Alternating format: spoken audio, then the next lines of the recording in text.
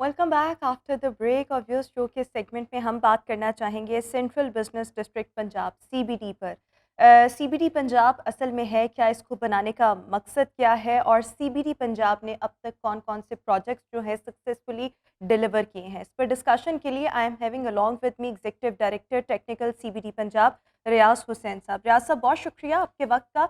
तो सबसे पहले एक बड़ा बेसिक सा सवाल कि सीबीडी पंजाब है क्या और इसको बनाने का मकसद क्या है? बिस्मिल्लाहिर्रहमानिर्रहीम। पहले तो आपका बहुत शुक्रिया, आपने प्रोग्राम में मदऊ किया। Basically CBD central business district हम जिसे कहते हैं, ये 2014, 15, 16 में जब गवर्नमेंट थी और उस वक्त मौजूदा चीफ सेक्रेटरी जाहिद अख्तर ज़मान DGLDA थे, अर्बन रीजनरेशन का एक कॉन्सेप्ट मास्टर प्लान के अंदर आया था। अर्बन रीजनरेशन से मुराद ये है कि गवर्नमेंट की वो लैंड जो कीमती असासा है लेकिन अनयूटिलाइज पड़ी हुई है, ठीक है। उसको किसी तरह से कारामद बनाया जाए। ठीक है। उसमें एक वाल्टन की लैंड थी, और भी 3-4 लैंड्स आइडेंटिफाई हुई थी। उसी को लेके पहला प्रोजेक्ट हमने वाल्टन रोड के ऊपर शुरू किया। इसका मकसद ये है कि हमारा जितने भी बिजनेस हब्स क्रिएट हो रहे हैं, उसका इंफ्रास्ट्रक्चर सपोर्ट नहीं करता हाई राइज डेवलपमेंट को। ठीक है। जैसे आप मेन बुलेवर्ड पे चले जाएं, बारिश हो जाती है तो निकासी आब का मसला होता है, इलेक्ट्रिसिटीज़ के इशू हैं, बिकॉज ये ओरिजिनली डिज़ाइन नहीं थी हाई राइज के लिए। ये सारा जो प्रोजेक्ट था ये डिज़ाइन था फॉर रेजिडेंशियल्स। ये 6-6, 7-7, 8-8 कनाल के बड़े बड़े प्लॉट्स थे, और उसको फिर हमने कमर्शियल बुनियादों पे जो है वो कन्वर्ट कर दिया। कन्वर्ट होने से उसका इंफ्रास्ट्रक्चर सपोर्ट नहीं करता। तो सीबीडी का ये है कि हम हाई राइज बेस्ड इंफ्रास्ट्रक्चर दें, जिसमें state of the art international standards का इलेक्ट्रिसिटी का निज़ाम, सीवरेज का निज़ाम, वाटर सप्लाई का निज़ाम, आपकी इंटरनेट का निज़ाम, आपकी जितनी केबल्स हैं वो इंटरनेशनल स्टैंडर्ड पे हो। इससे होगा लेकिन क्या? देखें, ये तो गवर्नमेंट की लैंड है ना, सो ऑब्वियसली एक्वायर करने के लिए कोई ना कोई आपने आपस में कोलैबोरेट, कोई टर्म्स एंड कंडीशंस भी तय हुए होंगे।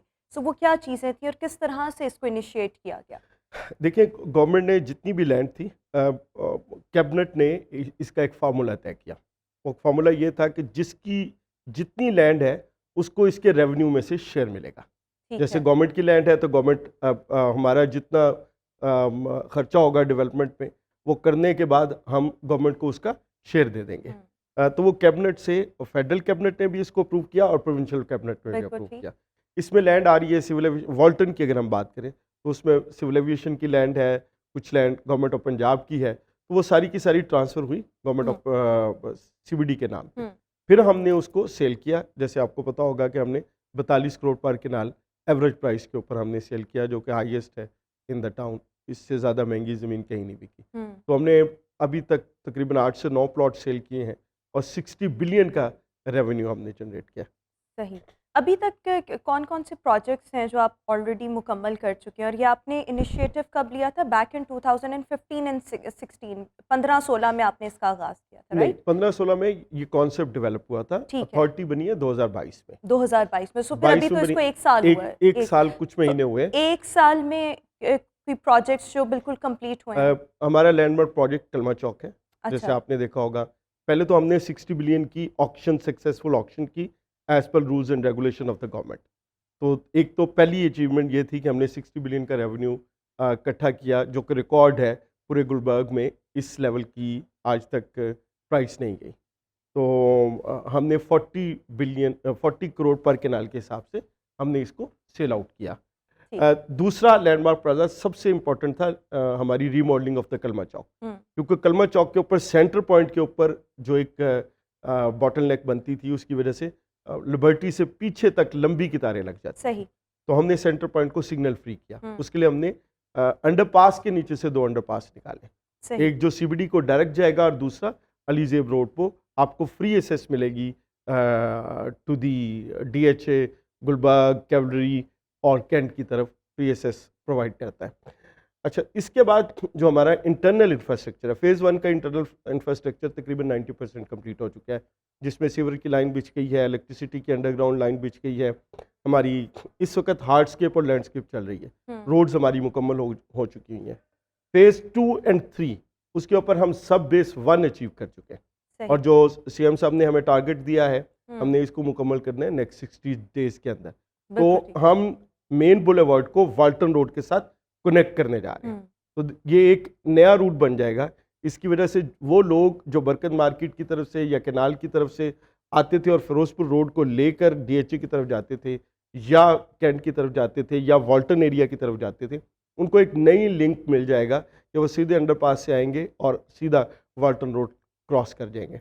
तो ये फिरोजपुर रोड के ऊपर भी प्रेशर कम होगा, अलीजेब रोड के ऊपर भी प्रेशर कम होगा और ये अंदर से ट्रैफिक का एक नया रूट भी आ जाएगा। अच्छा, इसके साथ साथ जो घोड़ा चौक है, यहाँ पर जो फ्लाईओवर है, इसकी क्या खुसूसियात हैं और ये कब तक कंप्लीट होगा? बिकॉज इसको भी सीबीडी पंजाब ही देख रहा है। देखें, गवर्नमेंट ऑफ पंजाब ने हमें 90 दिन का टाइम दिया। आज हम इसकी 21 पायलें मुकम्मल कर चुके हैं हम्म, और इंशाल्लाह ताला इस वीक के एंड तक हम इसकी पायलें मुकम्मल कर लेंगे। तो हम इसको इंशाल्लाह 90 दिन से पहले मुकम्मल करने की पूरी कोशिश अच्छा, करेंगे। यहाँ पर क्या आप लोग तब्दीली लेकर आ रहे हैं? यानी पहले क्या था और अब अभी क्या ये होगा? देखें, यहाँ पे भी सिग्नल्स थे, 4 तरफ सिग्नल थे।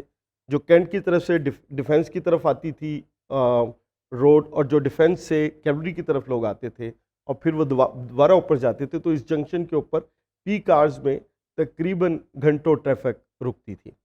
और ये पूरा असल में गवर्नमेंट ऑफ पंजाब का एक मंसूबा था सिग्नल फ्री करने का, from centre point two defence mode. सही। पहले हिस्से में मुकम्मल हुआ लाल शबाज कलंदर अंडरपास, दूसरे हिस्से में अलीजेब अंडरपास, अब तीसरे हिस्से में खालिद बट चौक और घोड़ा चौक, ये इकट्ठे शुरू हुए। एक एलडीए कर रहा है, एक सीबीडी कर रहा है। तो 90 दिन का टारगेट है। तो इस वजह से अगर आप देखें, पंजाब यूनिवर्सिटी से लेके आपका डिफेंस मोड तक ये सिग्नल फ्री हो जाएगा और अनइंटरप्टेड जो ट्रैफिक है वो हो जाएगी। इससे इन्वायरमेंट के अंदर खुशगवार तब्दीली आएगी, क्योंकि काफ़ी देर तक ट्रैफिक जैम रहती थी, सिग्नल्स के ऊपर गाड़ियां खड़ी होती थी और वो जो स्मोक का जो इशू है गाड़ियों के धुएं की वजह से, उसमें खातिर खा कमी देखने अच्छा, को अगर हम मिली। वैसे तो पूरे मैं लाहौर की बात करूं तो ट्रैफिक के मसाइल जो हैं वो over the last few years बहुत ज़्यादा इंटेंसिफाई कर चुके हैं, लेकिन स्पेशली अगर मैं वाल्टन की बात करूं तो यहाँ पर ट्रैफिक के भी बहुत ज़्यादा मसाइल हैं, सीवरेज के भी बहुत ज़्यादा मसाइल हैं। सो आप लोग जो है सीबीडी पंजाब जो है वो इन इश्यूज़ को किस तरह से एड्रेस कर रहा है? देखिए, ये काफ़ी पुराना मसला है वाल्टन रोड का।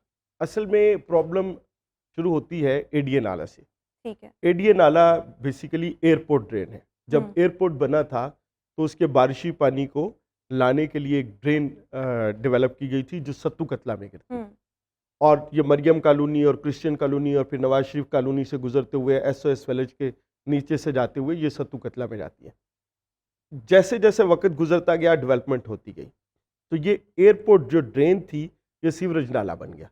इसके अंदर बहुत सारी आबादियों ने अपना पानी डालना शुरू कर दिया और वो सारा का सारा ये इसकी डिज़ाइन कैपेसिटी थी 120 क्यूसेक्स। और अब चूँकि इसके अंदर बहुत सारा, इसकी कभी सफाई नहीं हुई। सफाई होने की वजह ये है कि उसका जगह ही इतनी कम है कि कोई मशीन उसके अंदर वर्क कर ही नहीं सकती। तो उसकी वजह से अब इसकी कैपेसिटी रिड्यूस होकर 80-85 क्यूसेक रह गई है। और जो इसके अंदर सीवरेज इनफ्लो आ रहा है जो ड्राई सीजन में, वो 70 से 90 क्यूसेक है। सही। तो इसका मतलब है कि अगर इसमें एक कतरा भी बारिश होगी तो ये ओवरफ्लो करेगा। वो जो ही बारिश होती है तो ये सारा का सारा पानी ओवरफ्लो करके रोड के ऊपर आ जाता है और आपका रोड टूट फूट का शिकार हो जाता है। सबसे पहली ज़रूरत थी कि जो सीवरेज वाटर वक्त के साथ साथ एयरपोर्ट ड्रेन के अंदर चला गया है उसको हम जो है वो अलहदा करें। इसके लिए 2009 में एक कंटोनमेंट बोर्ड का मास्टर प्लान बना था वाटर सप्लाई और सीवरेज का, और फिर 2015-16 में वासा ने एक मास्टर प्लान बनाया था, पूरे लाहौर का मास्टर प्लान। उसमें उन्होंने कोशिश की थी कि जो सीवरेज वाटर है और जो बारिश का पानी है उसको अलहदा कर दिया जाए। उसके लिए यहाँ पे एक कंडुएट प्रपोज किया गया था जो कि 26-27 फुट डीप जाता है, 8x6 का कंडुएट है। तो उसकी वजह से जो आपका 140-45 क्यूसेक डिस्चार्ज है वो सीवरेज का, वो सारे का सारा इस कंडुएट में आ जाएगा और एडीए नाला फ्री हो जाएगा from the sewerage water. Sewerage water में फ्री होने की वजह से फिर उसके अंदर आपकी जो रेन वाटर की कैपेसिटी है वो 100-125 क्यूसेक बढ़ जाएगी। तो अगर 5 से 10 साल की इंटेंसिटी की रेनफॉल आती है, रिटर्न पीरियड की रेनफॉल आती है, तो ये इस कैपेसिटी को ले जाएगा। तो ये जो ओवरफ्लो होता है ये इसके मसाइल ख़त्म हो जाएंगे। पहले फेज़ में हम क्या कर रहे हैं पहले फेज में हम कंडुइट बना रहे हैं, हम्म, जिसको हमने शुरू कर दिया है, आज से हमारा काम शुरू हो गया है। हम कंडुइट बना के ये जितना भी एडीए नाला का पानी है इसको कंडुइट के अंदर चलाएंगे और फिर एडीए नाला की सफाई करने के बाद इसको कवर कर देंगे। सही कवर करने के बाद ये रोड का हिस्सा बन जाएगा। सही तो वो जो दरीना मसाइल हैं जो 25-30 साल से चले आ रहे हैं, इंशाल्लाह उम्मीद है कि वो उनमें बेहतर हो काफ़ी जाएंगे, हद तक कमी आ कमी जाएगी आ जाएगी। और जो एनवायरनमेंट हैजर्ड बना हुआ है ये एरिया अहले इलाका के लिए, इंशाल्लाह ताला वो काफ़ी हद तक बेहतर हो जाएगा। बेहतर हो जाएगा। अच्छा, इसके साथ साथ कोई आप लोगों के माहौल दोस्त इनिशिएटिव्स जो आप लोगों ने लिए हो या कोई प्रोजेक्ट जैसे हो बड़े एनवायरमेंटल फ्रेंडली हो सीबीडी पंजाब के तहत? देखिए नहीं, इस वक्त जो सबसे बड़ा लाहौर का मसला है वो गिरते हुआ पानी का ग्राउंड वाटर लेवल था, जिसको काफ़ी हद तक कंट्रोल कर लिया है वाटर कमीशन ने। इसमें बहुत ज़्यादा काम किया है। वी मस्ट अप्रिशिएट जज साहब और वाटर कमीशन को हमें अप्रिशिएट करना चाहिए कि उनकी अंतिक मेहनत की वजह से ये जो ग्राउंड वाटर है वो अब कम से कम जिस जगह पे था वो मेंटेन होना शुरू हो सही। गया।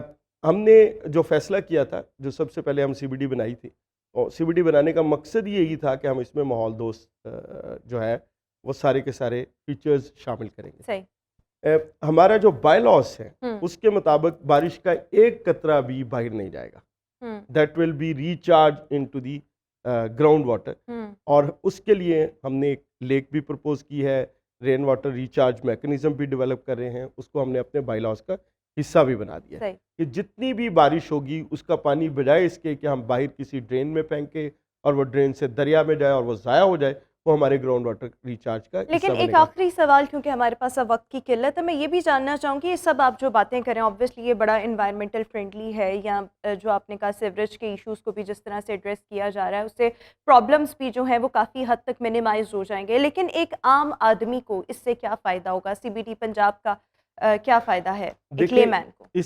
इस वक्त हमारे जितने भी प्रोजेक्ट्स चल रहे हैं हम्म, उनमें कम से कम से 2,500 से 3,000 वर्कर इस वक्त काम कर रहे हैं। सही। घोड़ा चौक हो गया, कलमा चौक हो गया, इंटरनल इंफ्रास्ट्रक्चर हो गया, ये तो वो है जो डायरेक्ट रोजगार सीबीडी ने जो है वो लोगों दिया को है, मुहैया मुहैया किया। सही। इसके अलावा इनडायरेक्ट बहुत सारी इसके साथ फॉर एग्जाम्पल? इंडस्ट्रीज जुड़ी हुई हैं, हम्म, जैसे सीमेंट इंडस्ट्री है, स्टील इंडस्ट्री है, हम्म, क्रश की इंडस्ट्री है, और जो आपके वाटर फीचर्स हैं, पाइप बनाने वाली इंडस्ट्रीज है, एचडीपी पाइप बनाने वाली इंडस्ट्रीज है, ये सारी की सारी लिंक अप करती हैं। कुछ 40 से 50 इंडस्ट्रीज है जो कंस्ट्रक्शन के साथ डायरेक्टली लिंक अप करती है। तो सही। वो सारी की सारी जो है हमारे प्रोजेक्ट से इस्तेफादा हासिल कर रही है। हम्म, जब ये प्रोजेक्ट बन जाएगा हम्म, तो इसके अंदर जितनी भी बिल्डिंग्स हैं, हम्म, वो हमारा पूरा एक आईटी का जोन है, फिर हमारा एक रिटेल का जोन है, फिर हमारा मिक्स यूज का जोन है, रेजिडेंशियल जोन है।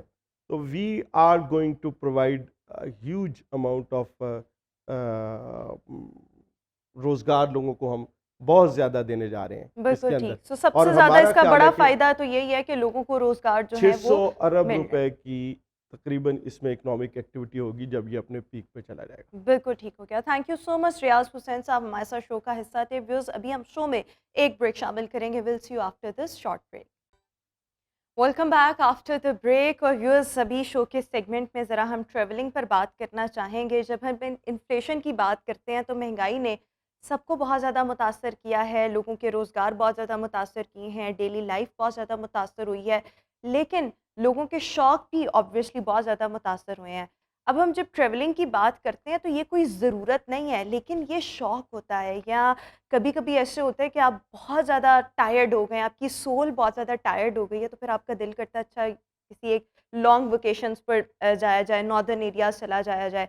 लेकिन अब ये होता है कि लोग उस तरफ भी कम ही जाते हैं, बिकॉज़ जो अगर हम बात करें फ्यूल प्राइसेस बहुत ज़्यादा बढ़ गई हैं, फिर जो टूर ऑपरेटर्स लेकर जाते हैं उसमें भी जो प्राइसेस हैं वो बहुत ज़्यादा बढ़ चुकी हैं। जो पैकेजेस हमें पहले मिलते थे, लेट्स सपोज 10,000 12,000 का, वो 22 25 तक पहुंच गया है। सो हर चीज़ जहाँ बहुत ज़्यादा महंगी हुई है वहाँ पर ट्रैवलिंग का शौक़ रखने वाले भी बहुत ज़्यादा इस वक्त परेशान हैं। सो कम बजट में आप अपना ट्रैवलिंग का शौक़ कैसे पूरा करें, इस पर आज हमने बात करनी है और ये जानने की कोशिश करनी है या किन एरियाज़ में जाया जाए, किन एरियाज़ को एक्सप्लोर किया जाए। सो हमारे साथ इस वक्त अब्दुर्रहमान पालवा मौजूद हैं जो कि ट्रैवल व्लॉगर हैं। Abdurrahman, thank you so much for joining us in our show. So जब से फ्यूल प्राइसेस बढ़ना शुरू हुई हैं और लास्ट तो 6 रुपीज़ समथिंग का छक्का जो लगा है, उसके बाद आप कितनी दफ़ा गए हैं ट्रैवल करने? ऑनेस्टली बताना। उसमें मैंने तो अपना इस तरह से मैनेज कर लिया कि हमने सोचा क्यों ना पंजाब को एक्सप्लोर करना स्टार्ट किया जाए। और पंजाब के अंदर भी, बल्कि मैं समझता हूँ कि पाकिस्तान के हर सूबे के अंदर ऐसी वैरायटी मौजूद है जो कि हम समझते हैं, अक्सरियत का ख़्याल है कि शायद हमें सिर्फ नॉर्थ में देखने को मिल सकती है। तो मैनेज किया जा सकता है। और मैं समझता हूँ कि आम बंदा अगर ट्रैवल करने का कोई ऐसा इरादा करता है, तो पहले जहाँ वो अगर अकेला ट्रैवल करता था, तो अब अगर उसके पास गाड़ी अवेलेबल है, तो अगर 4-5 लोग साथ मिल के जाएँ, तो उनका एक्सपेंस मैं समझता हूँ कि मुनासिब पैसों में। यानी आपको लगता है कि अगर हम आजकल के वक़्त की बात करें, तो अभी भी ट्रैवलिंग का शौक़ जो है वो पूरा किया जा सकता है कम बजट में रहते हुए, बजट फ्रेंडली आप पैकेजेस जो हैं उनको अवेल कर सकते हैं। सो इसके लिए क्या करना हमें चाहिए? क्या-क्या चीज़ें मज़ीद हो सकती हैं?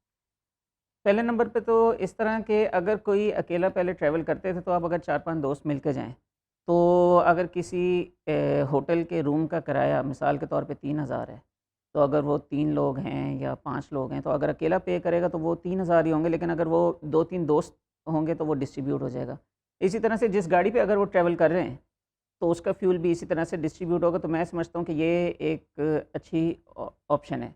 दूसरी चीज़ ये कि जब पीक सीज़न होता है, जून, जुलाई, अगस्त होता है, इवन के सितंबर मिड होता है, तो नॉर्दर्न एरियाज़ हो गए या दूसरे भी जो एरियाज़ हैं, उधर आपको जो रूम रेंट होते हैं या दूसरी चीज़ें होती हैं, उनकी प्राइसेस इंक्रीज़ हुई होती हैं।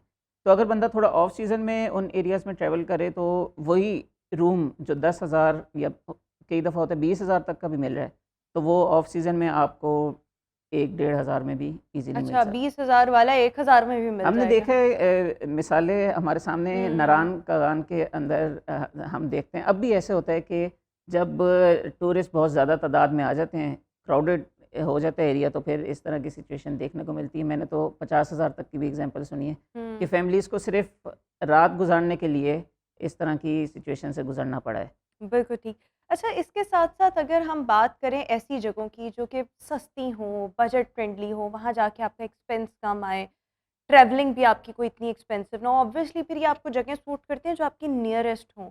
या चले नियरेस्ट ना भी हों, तो कोई ऐसे मकामात हैं जहाँ पर अभी लोगों का रुझान उस तरह से नहीं, सो वहाँ पे होटल्स के किराए भी कम होंगे, खाने के रेट वो भी कम होंगे। सो कौन-कौन सी जगहें वो ऐसी हैं जो आप हमारे देखने वालों को ऑब्वियसली एडवाइस करना चाहें? पहले तो मैं समझता हूँ कि जो लोग हैं, उनको अपना माइंडसेट थोड़ा-सा तब्दील करने की ज़रूरत है। जैसे ही हमारे ये जून, जुलाई, अगस्त के महीने आते हैं, तो हम सोशल मीडिया के ऊपर लोगों के स्टेटस भी देखते हैं कि हमें पहाड़ बुला रहे हैं। तो वो जो पहाड़ होते हैं, हुँ। वो सिर्फ़ नॉर्दर्न एरियाज़ के ही क्यों होते हैं? हुँ। क्या पंजाब में या सिंध में या बलूचिस्तान में या और दूसरे एरियाज़ में पहाड़ एग्ज़िस्ट नहीं करते?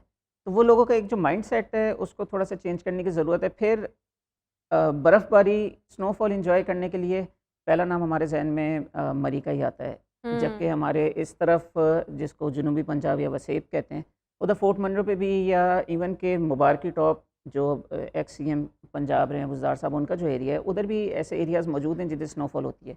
अच्छा। अनफॉर्चुनेटली हमारे इधर उन एरियाज़ को इतनी प्रमोशन नहीं मिल सकी या वो लोगों के सामने नहीं आ सके।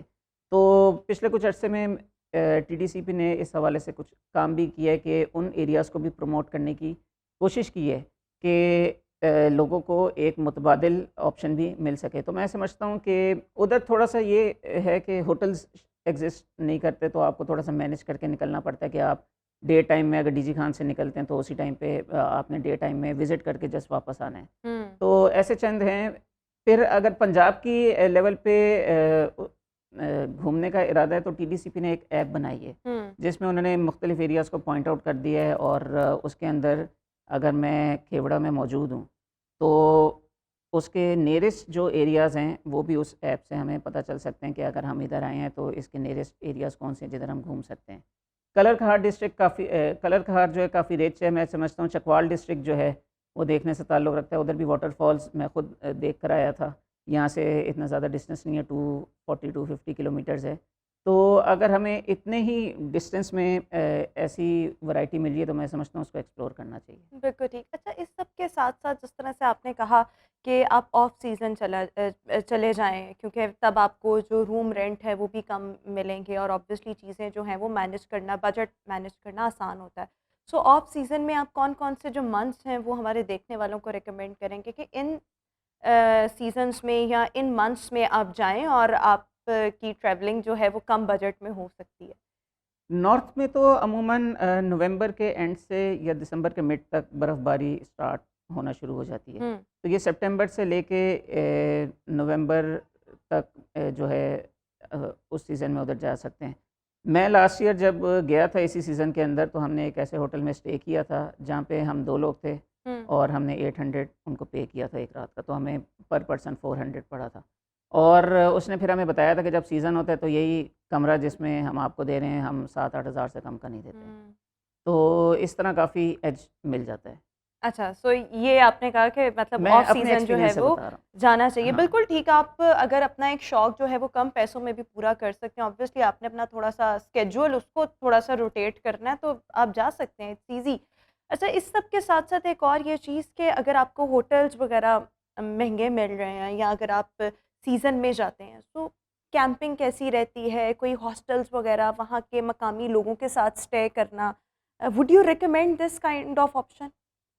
मैं एज़ सच जब एज़ अ बाइकर ट्रैवल करता हूँ या कराची में भी जो गाड़ियाँ वगैरह का शौक़ रखते हैं उनकी अलग कम्युनिटी बनी होती है। इसी तरह बाइकर्स की कम्युनिटी है, साइकिल्स की कम्युनिटी है। तो हम लोगों को ये एडवांटेज मिल जाता है कि हमें हमारे जानने वाले मुख्तलिफ़ हिस्सों में मुल्क के मौजूद होते हैं, तो वो हमें स्टे वगैरह मिलते हैं, तो हम उसका एडवांटेज ले लेते हैं। आम बंदे जब जाते हैं, अब तो नॉर्थ में भी काफ़ी जगह पे ये कैंप साइट्स वगैरह खुल चुकी हैं। आपके पास अपनी कैंपिंग है, तो आपने उनको 300 या 500 पे करना है और आप रात उधर गुज़ार सकते हैं। तो ये एक अच्छी ऑप्शन है। नॉर्थ में तो ये काफ़ी ज़्यादा मौजूद है और अब तो मकरान कोस्टल हाईवे पे भी कुछ पॉइंट्स पे कैंपिंग साइट्स मौजूद हैं, हुँ। जहाँ इसी तरह से 500 रुपए तक में आपको रात गुज़ारने की जगह मिलती है। तो मैं समझता हूँ कि अगर बंदा अपने शौक़ को पूरा करने के लिए जा रहा है, तो उसको लग्ज़री ट्रैवल की बजाय अगर इस तरफ देखें, बाकी हम अपने आम दिनों में अपना लाइफ़स्टाइल जैसे भी है, लेकिन मैं समझता हूँ कि इस तरह की अपॉर्चुनिटी को भी अवेल करना चाहिए। एक डिफरेंट नुक्ते नज़र से आप नेचर को एन्जॉय करें। ऑब्वियसली, और मेरे ख्याल में अगर आप एडवेंचरस हैं ना, तो आपको सब चीज़ों को एक्सप्लोर करना आना चाहिए। चीज़ें सेफ हों, सिक्योर हों, लेकिन आपको हर ऑप्शन जो है ना उसको एक्सप्लोर करना चाहिए। अच्छा, इसके साथ-साथ जब ट्रैवलिंग कर रहे होते हैं तो ऑब्वियसली फूड एक्सपेंस बहुत ज़्यादा होता है, पानी का बहुत ज़्यादा एक्सपेंस होता है। अब आप इतना ज़्यादा पानी भर के अब आप लाहौर से तो नहीं साथ लेकर जा सकते, तो इन चीज़ों को कैसे मैनेज किया जाए? कौन-सी चीज़ें आप साथ कैरी कर लें? कौन-सा कोई मतलब फूड ऑप्शंस आप रिकमेंड करना चाहेंगे या यहाँ से बनवा कर ले जाएँ? ये किस तरह से अपने खाने-पीने के बजट को मैनेज कर सकते हैं? जहाँ तक पानी की बात है, आप नॉर्थ में घूमना स्टार्ट करें तो आपके सामने चश्मे पानी के बह रहे होते हैं। तो पता नहीं कौन लोग हैं, चश्मों से पानी पी लेते हैं, मेरे से नहीं पिया मैं तो जाता। जब भी गया हूँ तो हमने तो वही पानी की है और ऐसा कोई इशू भी नहीं आया। अब आपको हर जगह पे तो मिनरल वाटर अवेलेबल भी नहीं होगा। हुँ। तो वो ताज़ा पानी आ रहा है हाँ, तो वैसे वहाँ पे आप जाएँ ना, तो जो आप मिनरल वाटर अगर मिल भी जाए ना, तो उन्होंने भी चश्मों का पानी भर के ही वही रखा होता है। आपको मिलेगा। बाकी मैंने तो अपनी ट्रैवलिंग एक्सपीरियंस से ये चीज़ सीखी है कि आम ढाबे का खाना भी मैंने खाया है और वो जो ऐसी जगहों पे महँगे होटल होते हैं, उनसे 100 गुना बेहतर खाना वहाँ पे आपको मिल हुँ। जाता है। अच्छा, नॉर्दर्न एरियाज़ में खाने इतने कोई अच्छे नहीं होते, मुझे तो नहीं खाने पसंद इतने। हुँ, तो मेरे ख़्याल में आप दाल-रोटी खा लें, उसी पे ये सब्र-शुक्र कर बेस्ट लें, है। क्योंकि अब चिकन वग़ैरह भी खाएँगे, बारबेक्यू, उनके मज़े की नहीं चीज़ें होती। अगर हमने लाहौर से जाके या कराची से जाके भी उधर कढ़ाई खानी है, तो फिर उससे बेहतर है कि हम वो इधर भी अच्छे टेस्ट में खा सकते हैं। अच्छा, इसके साथ-साथ देखिए, एक आखिरी सवाल मैं आपसे ये भी पूछना चाहूँगी कि अभी जिस तरह से आपने कहा कि ज़्यादा लोग जो हैं वो जा सकते हैं, वो अपना ट्रिप प्लान करें, सो वो बजट फ्रेंडली रहेगा। लेकिन अब जो टूर ऑपरेटर्स के साथ जाते हैं, आप उनको क्या रिकमेंड करेंगे कि टूर ऑपरेटर्स के साथ जाना ही ठीक है या आप खुद से ट्रैवल करें? क्योंकि मैंने रिसेंटली कुछ लोगों को देखा, वो खुद से गए। मुझे ऐसा लगता है खुद से जाने में ना आपके सर पर बोझ बहुत उस तरह से होता है कि आपने जाके खुद ही होटल देखना है, फिर आप सफ़र से इतना थक गए होते हैं, एवरीथिंग आपको अपने ओन पर मैनेज करनी पड़ रही होती है। इससे बेहतर अगर आप अच्छे किसी टूर ऑपरेटर के साथ जाएँ, तो मेरे ख़्याल में चीज़ें आपके लिए आसान होती हैं। हर चीज़ आपको रेडीमेड मिल रही होती है, तो आपको क्या लगता है, टूर ऑपरेटर के साथ जाना ज़्यादा बजट फ्रेंडली है या खुद से जाना? अब ये भी हर बंदे की अपनी सोच होती है। कुछ लोगों का ख़्याल होता है कि शायद हमारा मिज़ाज और लोगों के साथ ना मिल सके, रूम शेयरिंग होती है और वो मामलात होते हैं। कुछ लोग कहते हैं कि ठीक है, हमें आसानी है, जो पॉइंट्स होंगे जिधर हमने विज़िट करना है वो टूर ऑपरेटर ने डिसाइड किए होंगे हुँ, और उधर जाके हम ईज़िली कर सकते हैं। कुछ लोगों का ख़्याल होता है कि हम जाके खुद बेहतर मैनेज कर सकते हैं, तो लोगों की चॉइस के ऊपर है ये। हुँ। अब मैं लेकिन अगर ज़्यादा बजट फ्रेंडली कौन-सा होता है? दोनों तरह से हो सकता है, अच्छा, दोनों तरह दोनों से तरह ही से हो हो सकता सकता है। है। It it depends on you कि आप चीज़ों को किस तरह से लेके लेकिन मैं चलोगे। समझता हूँ अगर ये जो 4-5 लोगों वाली ऑप्शन मैंने दी है, दोस्त अगर मिल के जाएँ तो वो आई थिंक इतना कॉस्टली नहीं होगा। बिल्कुल ठीक हो गया। Thank you so much Abdurrahman हमारे साथ शो में मौजूद थे। व्यूअर्स अभी एक ब्रेक, आपसे मुलाकात करेंगे इस ब्रेक के बाद। Welcome back after the break और व्यूअर्स शो के इस सेगमेंट में हम बात करना चाहेंगे जनरेशन गैप पर। जब हम जनरेशन गैप की बात करते हैं सो बेसिकली इसका मतलब ये है कि दो जनरेशन, एक कदरे बड़ी उम्र का शख्स और इसके साथ साथ एक जो नौजवान नस्ल है, इनके दरमियान आपस में जो नज़रियाती फ़र्क होता है या इसके साथ साथ अगर हम सोच का फ़र्क कह लें या ऑब्वियसली जो ब्रॉटअप होता है दोनों जनरेशन्स का, उसमें भी बहुत फ़र्क होता है, स्कूलिंग में बहुत ज़्यादा फ़र्क होता है। अल्टीमेटली जो ओपिनियंस आ रही होती हैं, जो ऑब्जर्वेशंस आ रही होती हैं, दोनों जनरेशन्स से जो ताल्लुक़ रख रहा होता है, उनमें बहुत ज़्यादा फ़र्क होता है। लेकिन हम अगर आजकल देखें सो ये जो जनरेशन गैप है, इसकी वजह से हम इख्तिलाफ़ात बहुत ज़्यादा देख रहे हैं। मुझे लगता है कि सबसे ज़्यादा मैं सियासी इख्तिलाफ़ात बहुत ज़्यादा देख रही हूँ, जब मैं अपने सराउंडिंग्स में डिफ़रेंट चीज़ों को ऑब्ज़र्व करती हूँ कि एक जो ज़रा बड़ी उम्र का बंदा है और जो आजकल की नौजवान नस्ल में से कोई अगर इंडिविजुअल होगा, सो बहस बहुत ज़्यादा हो रही होती है और मुझे ऐसे लगता है कि जो आजकल की यंग जनरेशन है, वो बहस बहुत ज़्यादा करती है।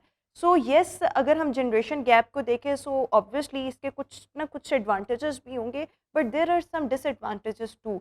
तो इसी को आज हम जानने की कोशिश करेंगे, प्लस जहाँ पर दो जनरेशन से ताल्लुक़ रखने वाले लोग हों, सो उनको आपस में कैसे चीज़ों को मैनेज करके स्मूथली चलना चाहिए, इस पर हमने आज बात करनी है। हमारे साथ इस वक्त साइकोलॉजिस्ट अहमद बिलाल शो में मौजूद है। Ahmad, thank you so much for joining us in our show. So सबसे पहले what do you think generation gap की सबसे बड़ी वजह क्या है?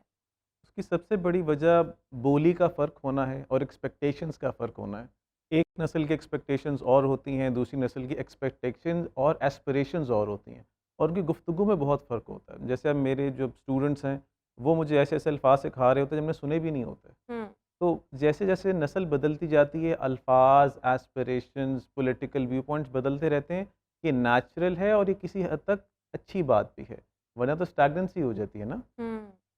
सही, सो आपके ख़्याल में ये चीज़ अच्छी नहीं, लेकिन देखें अगर मैं आजकल मैंने जिस तरह से पहले भी हुँ, अपने इंट्रोडक्शन में भी मेंशन किया, मैंने कुछ सिचुएशंस ऐसी अपने इर्द-गिर्द देखी कि जब वहाँ पर मुझे बैठना बहुत ऑड लग रहा था, हुँ, बिकॉज़ जो जनरेशन गैप वो इतना विज़िबल था और जो यंगस्टर था वो बहुत ज़्यादा बहस कर रहा था। और हुँ, स्पेशली जहाँ पर कोई पॉलिटिकल डिस्कशन आ जाए और हुँ, अगर एक बड़ी उम्र का बंदा कोई एक डिफरेंट ओपिनियन रखता हो जो कि हुँ, नेचुरल है, रखनी चाहिए। हुँ। सो उसमें जो यंग जनरेशन है उनमें मैंने देखा बर्दाश्त नहीं है, सुनते नहीं हैं ये लोग, बहस बहुत ज़्यादा करते हैं। सो ये रवैये कहाँ से सीखता है इंसान? क्या अपने सराउंडिंग से सीखता है? और ये हुँ, मतलब ये वाला जनरेशन गैप ये कोई हुँ। हेल्दी चीज़ तो नहीं है। देखिए, बहस बुरी चीज़ नहीं है अगर विदिन बाउंड्स ऑफ डिसेंसी हो। हुँ, और जो हमारी नस्ल, ये जो अब नस्ल आ रही है, ये हमारी तारीख़ की ग़ालिबन पहली नस्ल है जो खुल के बोल रही है। हुँ, इससे पहले तो वेस्ट तो ये काम करके गुज़र गुज़र चुका है, देख लिया उन्होंने। तो वहाँ तो अब हेल्दी डिस्कशंस भी होती हैं और जनरेशन गैप के बावजूद लोग सिविल भी रहते हैं। हुँ। हमारी तरफ क्योंकि पहली दफ़ा हो रहा है, तो अभी तक सही से झाग बैठी नहीं है और शोर ज़्यादा होता है। लेकिन आपको लगता है कि आने वाले सालों में ये चीज़ मल्टीप्लाई होगी, इंटेंसिफ़ाई होगी या कम होगी? मुझे तो ये बढ़ती हुई दिखाई दे ये रही है। डिवाइसिव है। उम्मीद की जा सकती है कि जो फ़िलहाल जो नस्ल जो बहुत ज़्यादा लड़ रही है, जब ये उस उम्र पहुँचेगी 40s 50s, तो दे विल सेटल डाउन। और जिस तरह बाहर के जब प्रोफ़ेसर्स वग़ैरह भी आते हैं पढ़ के, जिन्होंने वो एक बड़ी मुख्तलिफ़ ज़िंदगी देखी होती है, तो उम्र के साथ-साथ बालीदगी आनी शुरू हो जाती है, शऊर आना शुरू होता है, सोच में ज़रा ठहराव आना शुरू हो जाता है। ये जो बच्चे आजकल बहस बहुत करते हैं, शोर बहुत करते हैं, पहले भी करते थे, अब ज़्यादा करते हैं हाँ, अब निस्बतन। ज़्यादा अब करते हैं, ज़्यादा करते एग्ज़ैक्टली। हैं और ये ज़्यादा विज़िबल हो रहा है। हुँ, तो जहाँ तक इसके विज़िबल होने की बात है, वो तो बात ठीक है। और क्योंकि इसमें सिर्फ पेरेंट्स नहीं ना इन्वॉल्व, इसमें एक और चीज़ भी इन्वॉल्व है, मीडिया, सोशल मीडिया। आजकल हमने जिस तरह बहस के अंदर बदतमीज़ी को कूल बना दिया है। एक ज़माने में एक लफ्ज़ था कुछ अर्से पहले आया था, स्वैग। तो अगर आप बदतमीज़ हैं, आप रूड हैं, तो इसका मतलब है आप कॉन्फिडेंट हैं। तो ये एक ऐसी चीज़ है जो इसका मनफी पहलू है। अदरवाइज़ बहस करनी चाहिए, अगर बहस रुक जाएगी तो फिर तख़य्युल पे ना पाबंदी लग जाएगी। अच्छा देखिए, एक और चीज़ मैंने ये भी नोट किया है कि जिन घरों में बड़ा डिसेंट सा माहौल होता है, हम्म, एजुकेटेड जहाँ पर हम्म, ज़्यादा लोग होते हैं, पेरेंट्स बहुत ज़्यादा एजुकेटेड होते हैं, हम्म, उनके बच्चे भी आगे वैसे ही होते हैं, वो ज़्यादा बहस भी नहीं कर रहे होते। सो इसको फिर हम कह सकते हैं कि घर का माहौल बहुत ज़्यादा ऑब्वियसली मैटर करता है इसमें। आपकी तरबियत, पेरेंट्स ने जो खुद ट्रेनिंग दी होती है, जो खुद तरबियत दी होती है, वो भी बहुत ज़्यादा मैटर कर रही होती है। जो चीज़ें हम्म। आपने सिखाई होंगी, जो अक़दार आपने सिखाए होंगे। आपकी बात बिल्कुल बजाय। एक प्रोफेसर है या कोई भी माँ बाप है, अगर वो गाड़ियों का लोड भर भर के किताबों का घर में लेके जा रहे हैं बुक फेयर से, उनके बच्चे किताबें पढ़ रहे हैं, शऊर हासिल कर रहे हैं, तो उनका आपने सुना होगा ना कि जो खाली भांडा होता है वो ज़्यादा शोर करता है। तो जैसे जैसे शऊर बढ़ता जाता है, छोटी उम्र में बच्चों में बालीदगी आती जाती है और उनको आर्ग्यूमेंट पेश करना आ जाता है। ये जो बहस करते हैं ना बच्चे, या जो कोई लड़के वाले कोई भी, तो बेसिकली वो रैशनल कम और इमोशनल ज़्यादा हो रहे होते हैं। जब रैशनल आर्गुमेंट होता है उसके लिए आवाज़ को ऊंचा करना ज़रूरी नहीं होता, तू तड़ाक करनी ज़रूरी नहीं होती, सिविल तरीके से आर्गुमेंट पेश किया जा सकता है। तो जो पेरेंट्स अपने बच्चों को इल्म और तरबियत के करीब रखते हैं, उनके बच्चे भी निस्बतन जल्दी मैच्योर हो जाते हैं। जल्दी मैच्योर हो जाते हैं तो उस तरह की बहस मुबाहिसे में नहीं पड़ते। एक और बात भी है, वो लगभग उन घर में भी बहस नहीं होती जहाँ बहुत दबा के रखा जाता है। हाँ, बहस लेकिन वहाँ वो भी फिर नहीं होती। वेंट जो है ना, वो हाँ, बच्चे कहीं और जाके कर और लेते हैं, वो बहुत किसी और अंदाज में कर लेते और बहुत हैं। वायलेंट होता है वो, हाँ, यूजुअली नॉट कंस्ट्रक्टिव। हाँ। वालिदैन को भी सीखने की ज़रूरत है कि देखो टीनेज में अगर बच्चा आ रहा है ना, तो उसमें एंगर आएगा। हाँ। टीनेज स्टॉर्म बहुत नॉर्मल है, इस पे नफ्सियात में बहुत स्टडीज़ हो चुकी हैं। नॉर्मल है, आपने इसको पार्ट ऑफ द प्रोसेस लेके चलना है। 10 साल तक आप अपने बच्चे के फेवरेट होंगे, 10 से 20 साल तक आप उसके फेवरेट इंसान नहीं रह सकते। कोई 30 के बाद दोबारा आप उसके फेवरेट हो सकते हैं, अगर आपने उसके साथ शुरू में रवैया अच्छा रखा होगा। तो ये चीज़ इट कम्स हाँ। कम्स अ होल अच्छा देखिए, सर्कल। हम ये तो बात कर रहे हैं कि आजकल की जनरेशन में अदम बर्दाश्त है या जज्बाती आप कह लें, हम जो यंग जनरेशन है दे आर वेरी इमोशनल। सो ये बात तो वैलिड है, लेकिन इसके साथ साथ ये लोग तेज़ भी बहुत है। अगर टेक्नोलॉजी की हम बात करें या इसके साथ साथ सोशल मीडिया का इस्तेमाल ऑब्वियसली, सो बहुत से हवालों से ये जनरेशन जो है वो बहुत आगे है, बहुत तेज़ है। इस पर आपकी क्या राय होगी? हर नस्ल को लगता है कि अगली नस्ल हमसे तेज़ है। हुँ, जब मैं छोटा था, 4-5 साल का था, तो मेरे उस वक़्त के बड़े कज़न, चाचा, मामू कहते थे, "ए ना 2000 दे मॉडल आ गए ने, 1986 दे लग गई।" ठीक? So every generation thinks that the other generation, क्योंकि उसके पास गैजेट्स ज़्यादा होते हैं, तो दे तेज़ ज़्यादा हैं। पर तकरीबन अगर हम आईक्यू देखें, वो तकरीबन बराबर ही रहती है, गिर सकती है, बढ़ती नहीं है। मेरे ख्याल में जो अगर हम यंग जनरेशन की बात करें, उनके लिए अपॉर्चुनिटीज़ ज़्यादा हैं। जब मैं भी अगर अपनी बात करूं और जब मैं बिल्कुल अपने टीन्स में थी, सो मुझे नहीं याद कि मेरे पास इतना ज़्यादा इंटरनेट अवेलेबल था। मुझे नहीं पता था कि ये सोशल मीडिया, फेसबुक, इंस्टाग्राम तो तब था ही नहीं।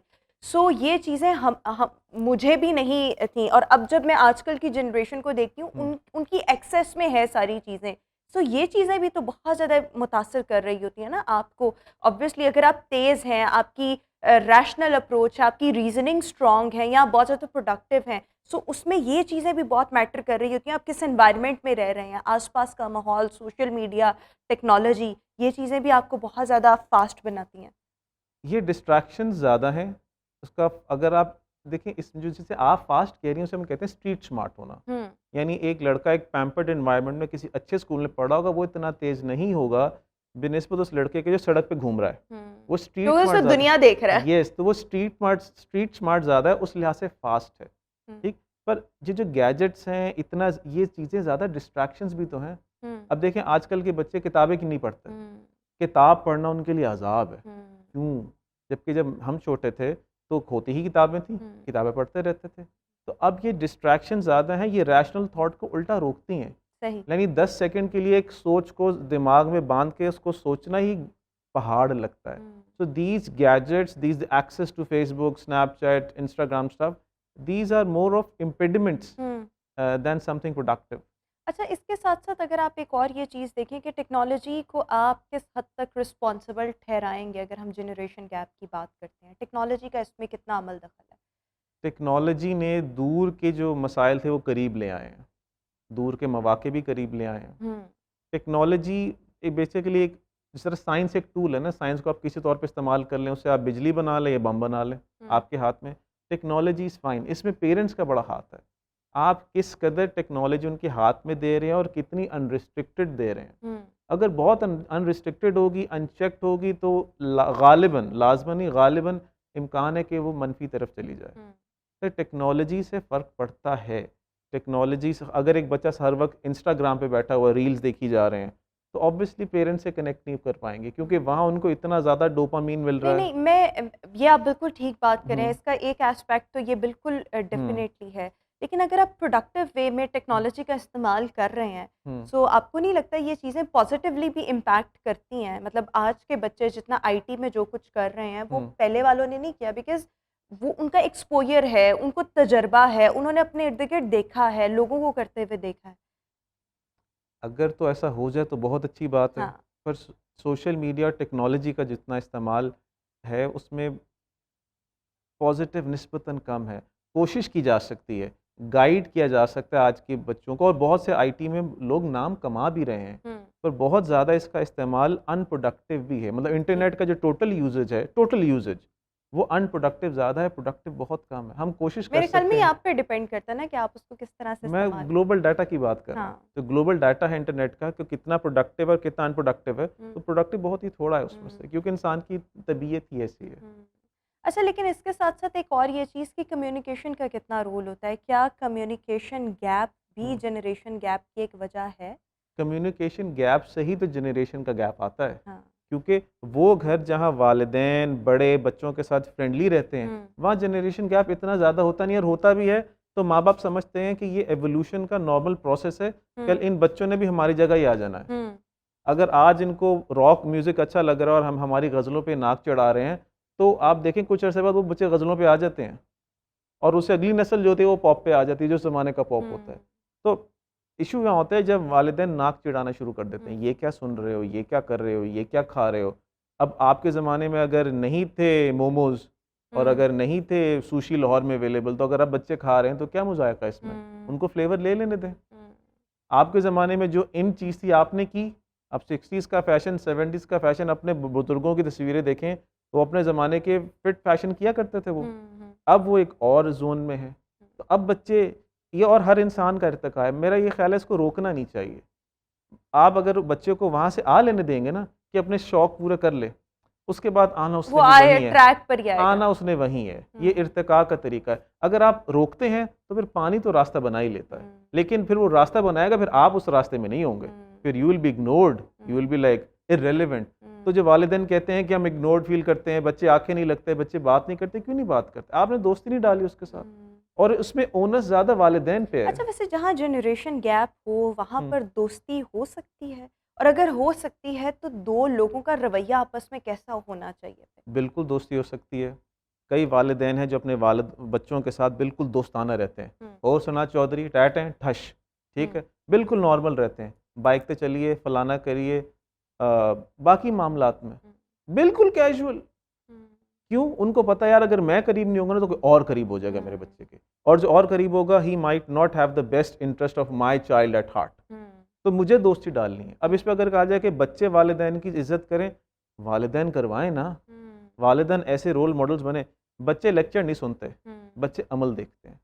आप वालिद हैं, आप बेगम के साथ इज्जत से रहेंगे, बच्चा देखेगा, बच्चा कहेगा मुझे ऐसा मर्द बनना है, वो बाप के करीब आ जाएगा। तो आपने अपने अमल से डेमोन्स्ट्रेट करना है ना कि आप किस तरह का एनवायरनमेंट चाहते लेकिन हैं। इसमें फिर ये देखें ना, फ्रेंडली होना, आप कह रहे हैं कि आज भी ऐसे होता है, बहुत से पेरेंट्स जो हैं they stay very friendly towards their children, लेकिन इसमें मतलब आपस का बॉन्ड कैसा होना चाहिए? इसमें ये ऑब्वियसली पेरेंट्स ने फ्रेंडली रहना है, लेकिन एट द सेम टाइम उन्होंने अपना रोब भी रखना है। सो ये दोनों चीज़ों को बैलेंस करना, और फिर ऑब्वियसली बच्चे का प्रोडक्टिव साइड भी होनी चाहिए, बच्चे की क्रिएटिव साइड भी होनी चाहिए, बच्चे की उसमें आउटडोर एक्टिविटीज़, बच्चे की आपसे दोस्ती, ये चीज़ों का बैलेंस इनको मतलब एक होता है ना बिल्कुल बैलेंस करके चलना, न्यूट्रल रहें चीज़ें, ये किस तरह से मुमकिन हो सकता है? Very good question. You have to be friendly but you necessarily don't have to be their friend. Hmm दोस्त नहीं बनना, दोस्ताना रहना है। हम्म ठीक है, बात तो आराम से कर सकते हैं ना। बच्चे के लिए आप एक ना पिलर होना चाहिए हम्म कि ज़िंदगी में कुछ भी उस पिलर के पास आ सके, कुछ भी बता सके, बेशक डर के पता है बता दे। हम्म इतना सा मार्जिन रखें कि रोब रहे, लेकिन शुड समथिंग गो साउथ तो बच्चा आपके पास आ सके कि बाबा, ये मामा, this has happened, please guide me. अगर इतनी सी ताल्लुक़ रखना ज़रूरी है, बाकी चीज़ें फ़रोई होती हैं। अच्छा देखिए, और बाज़ घरों में ऐसे होता है कि जहाँ पर ऑब्वियसली पाकिस्तान में जॉइंट फैमिली सिस्टम भी ऑब्वियसली अभी हम बहुत ज़्यादा देखते हैं, हम्म, तो इसमें जो घर के बड़े होते हैं वो बहुत ज़्यादा नोका टोकी कर रहे होते हैं, पिन पॉइंट कर रहे होते हैं, बच्चे अक्सर चिढ़ने लग जाते हैं।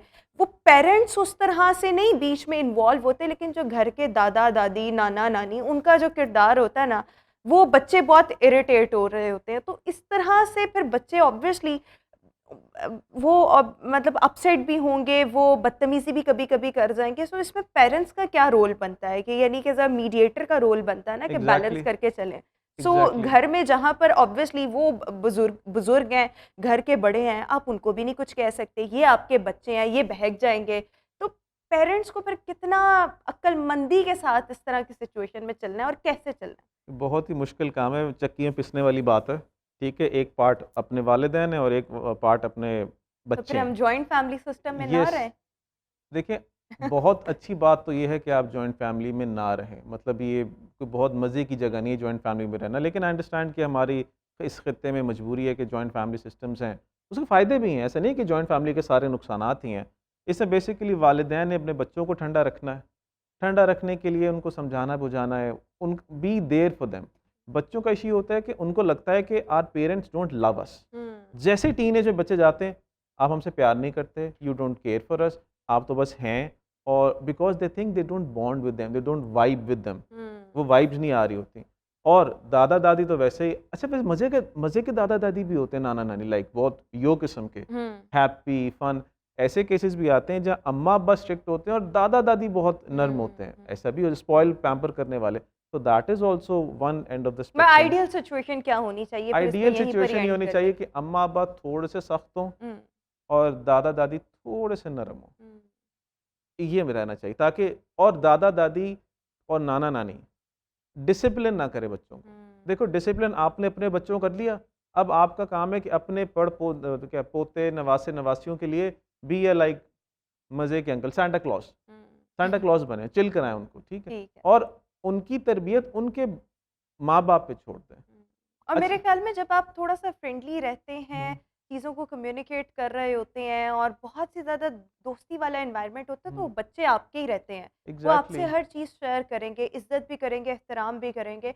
तो ये चीज़ें जो हैं वो बहुत ज़्यादा ज़रूरी हैं अगर आपने एक अच्छा एनवायरनमेंट रखना है किसी भी फैमिली ने या माहौल को अच्छा रखना है। तो thank you so much Ahmed Bilal हमारे साथ शो का हिस्सा थे। व्यूअर्स, इसी के साथ ही हमारा आज का शो अपने इख्तिताम को पहुँचा है। इंशाल्लाह आपसे मुलाकात करेंगे अपने नेक्स्ट प्रोग्राम में। अपना बहुत सा ख्याल रखिएगा।